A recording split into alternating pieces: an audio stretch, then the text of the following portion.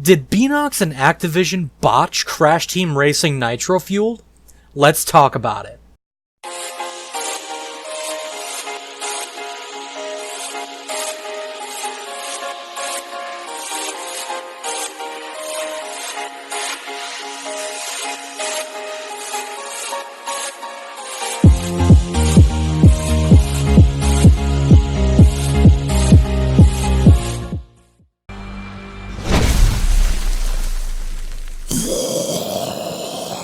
What's going on, guys? J.Bandicoot here, back with another video, and today we're going over the controversial question: did Beenox and Activision botch Crash Team Racing? Now, I've been thinking about this for a while, and the game's been out for about 2 months at this point, so it's pretty fair to say that we can analyze the game and ask this question. This is also definitely something I'm not going to find a definitive answer to, as it is incredibly subjective and depends on which way you look at it. I'm going to be going over evidence, practices, elements of the game, and speculation, though, to determine if this game was botched completely, if it could have been better, or if it was just satisfactory and it was fine. So with that out of the way, let's get right into it. So I took a poll on Twitter asking people if they felt CTR had been botched for my research to get a little bit of a general feeling of what people thought about the notion. The options I gave were yes, no, a little bit, and for the most part. The answers were pretty much equal across the board, with a little bit and for the most part sticking out as the leaders, and I can agree with that.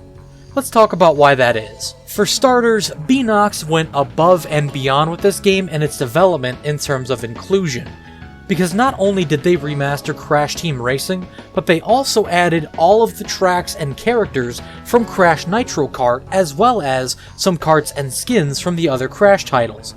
They didn't need to do any of this, and it was all in efforts to make the best game possible for the fans.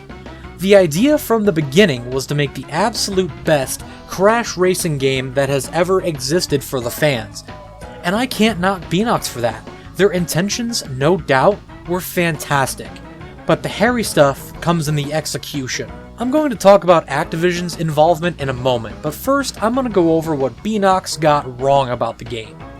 There's no doubt that it truly is awesome that they decided to expand the game with so many new tracks, karts, characters, and skins, but in doing so, they definitely glossed over some key aspects and some of the real meat of the game. For starters, let's talk about the collision detection. The biggest example of failed collision detection is in the track Sewer Speedway, but it definitely exists on other tracks as well. With the walls of the pipes on this track being almost invisible walls, rendering the player almost unable to slide up the walls and onto the flat platforms above, it really feels like the folks at Beenox didn't even play this track before releasing it, or they didn't know how to play their own game in the first place. Granted, this specific issue was patched, but it took 2 months for the patch to release. I'm not sure why it took so long, but that's definitely a glaring issue. It's not just on these walls that there's a collision problem though, as on some turbo pads, just randomly, they'll just stop you and drop you into the void, halting your progress and making you take the jump again with no momentum, which is catastrophic for your boosts. This issue wasn't present in the original CTR, and it's hard to understand why it's present here. I'm sure it was an issue in re-rendering the tracks with today's technology, coupled with the physics engine that they used, but the fact that these issues exist in the first place is completely unacceptable and should have been dealt with before the game's release. Another glaring issue on the fault of Beenox is the missile weapon detection. That was the weirdest way that I could have said that, the missile weapon detection. These missiles to this day are completely unacceptable, as they can just fly around your intended target or simply crash into the wall next to you. This makes any race where you receive this weapon an absolute nightmare, because it's complete gamble as to whether or not you're actually going to hit your target, which then leads to a less consistent game, which ultimately hurts it. Neither of these issues should have existed in the game in the first place, and they definitely detracted from the game's overall experience. Had a more experienced developer handled this game, these issues may not even exist, or maybe other issues would. We have no way to know for sure. On the whole though, Beenox definitely isn't perfect, as they made a few glaring mistakes during this game's development, but they sure as hell did a good job with everything else. However, these two issues, coupled with other issues in the game such as, I don't know, the save data corruption, that's a big one, as well as some other smaller glitches and exploits, all of these add to the notion that the game was botched in some capacity. I mean, come on. How could you let a bug that wipes the entirety of the player's save into the final product? I get things happen, but come on, man. That's just completely unacceptable. So now that we have a tentative answer on the subject, let's shift our focus over to Activision.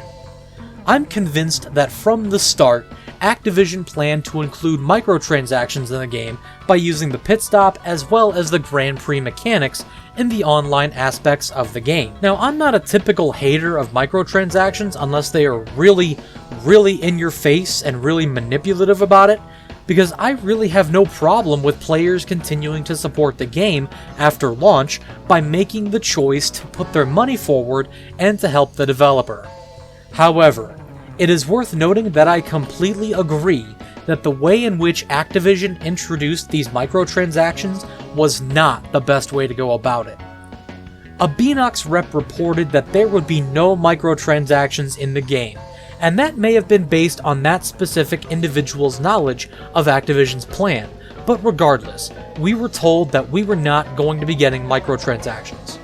Activision then begins to include them quietly after the game's launch, rather than being upfront and including them day one. Definitely a sketchy practice, and definitely not the best way to go about your business, which is sure to create some kind of controversy. Now, I've said before that I don't hate microtransactions being in this game, and I still don't. You have the option to put your money forward or grind in the game, which is a good thing, but the way in which they were introduced was definitely less than ethical, and definitely attempting to manipulate players into this false sense of security. With this in mind, and keeping in mind the notion that Activision planned for them to be in from the start, it definitely stands to reason that they were just twisting Beenox's arm to make more content to justify these microtransactions rather than fix glaring issues with the game like the ones we previously mentioned.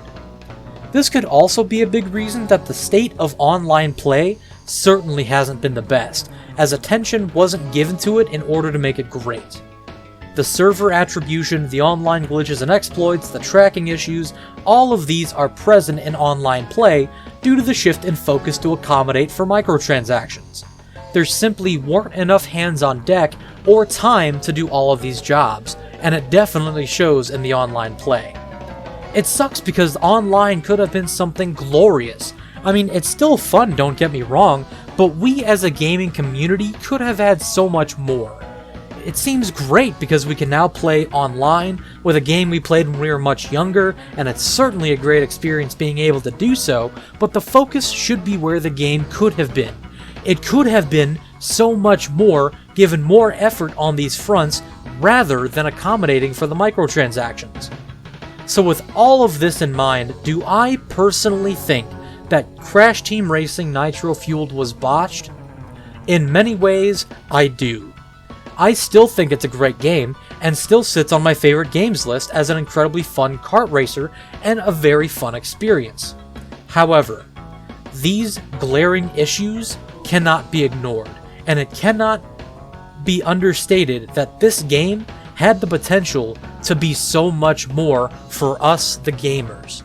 It could have taken the crown as the undoubtable best kart racer of all time. And while some people do share that sentiment, it certainly isn't universal.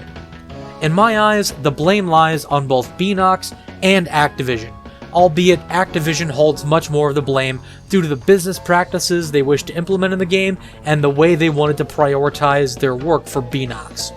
However, Beenox certainly isn't completely innocent either. But what do you guys think? Was the game botched to at least some degree? Do you think it's absolutely perfect and you can't stop playing it? Let me know in the comments below, I'd love to hear your thoughts. And as always, guys, thanks so much for watching. It really does mean the world to me. If you liked what you saw here, be sure to smash that subscribe button. And while you're down there, don't forget to hit that like button and the notification bell to stay updated with the rest of my videos. Thanks, guys, and I'll see you all next time.